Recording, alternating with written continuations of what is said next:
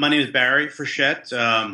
My film background is in advertising, really. This is my first feature documentary, so it's the first one out of the gate. So that's how pleased I am that we're actually attending the festival. So I've been working in advertising production for a long time, 25 years now. So about 3 years ago, got inspired to try and figure out the story and how best to tell it. So here we are, 3.5 years later.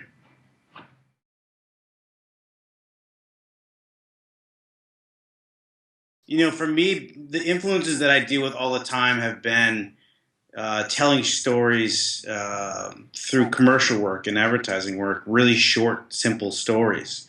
And when I signed on to do a documentary, I had never done anything more than a couple minutes long. So I had to reteach myself about letting things play out and letting things sort of expand on themselves. And I was always intrigued for me by letting the story be the story and try not to get in the way of, not for a filmmaker, not to overdo it. So I think there's a simplicity in it. So when I work with Max Esposito, my DP and editor, and sort of partner in this whole thing, we've talked about the classic documentarians who sort of let things go.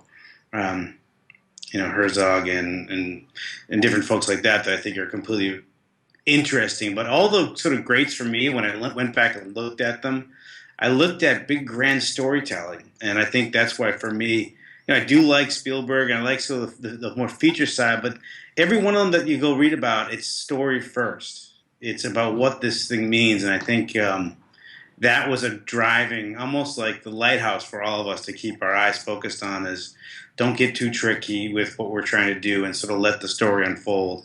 And that for me meant everything from music to shot selection to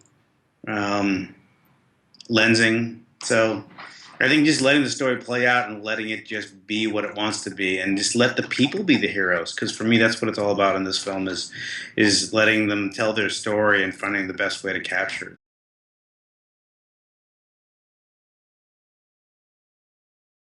it. So much of it was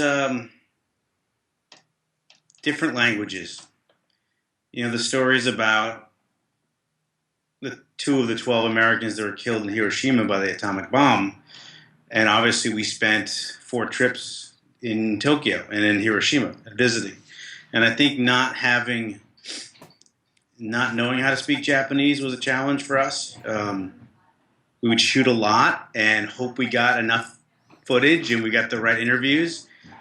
But there was a lot of times we'd scratch our head and not quite know exactly what we got until we got back and was able to sit with a translator to go through line by line.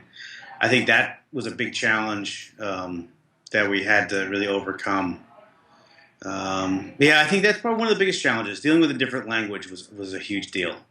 And I don't think we realized how huge it would be until we got into it. So,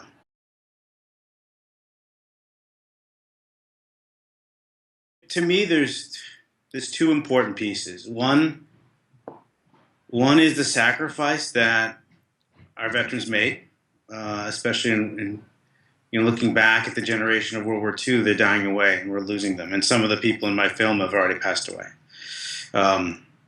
So it's important to document, and I want people to understand what they sacrificed and what that was like to be here and missing them and not knowing that they were in harm's way and not knowing what happened.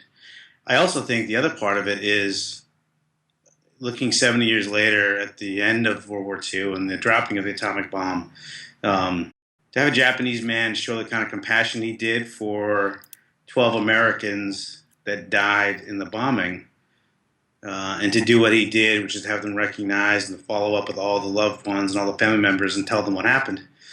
I think that shows real compassion, and that shows what it means to be a good human being. And I think there's 2 things. It's the sacrifice that have been made when the country calls on you, and then what it means to be a good human. And I think those are 2 important parts of the film.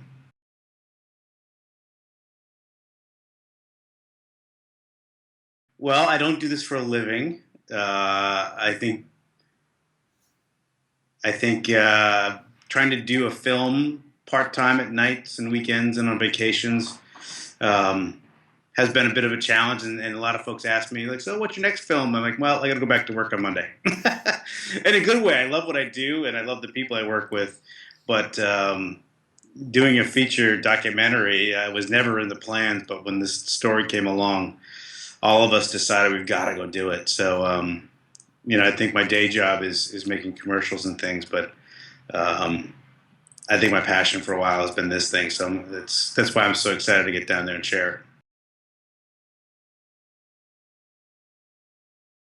Paper Lanterns really is about honoring the Americans that died in Hiroshima because of the atomic bomb. And it's a fact that very few people know. Um, and we follow the families of two of them, and we follow in their footsteps, their loved ones, all the way up until the places where they passed away just after the bombing happened.